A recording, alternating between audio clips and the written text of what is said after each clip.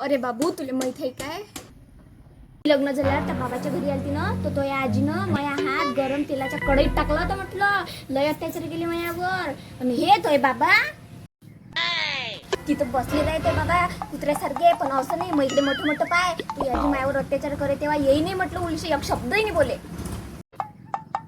असे शंभर नागाचे नातेवाईक यायचे. तोय नातेवाईक व भिकारी, तोय नातेवाईक लय चांगले आहे ना. हो हायच मै नातेवाईक चांगले. मै नातेवाईक म्हटलं सुट्ट्या साधने म्हटलं बाया यायच्या सारखे थोडे नव्हते. अहो तोय नातेवाईक भाकरे आहे म्हटलं, भाकरे. आम्ही नोटीने रब्बल लावत म्हटलं, असे उडत पाहिजे असे. हा बरोबर आहे ना. कसे बांधा तुम्ही रब्बल? त्या चिल्लर खुर्दले की रब्बल बांधतो बाबा. तुम्ही आईला जास्त बोलू नका, नाही तर तुम्हाला जीवन मारून टाकन.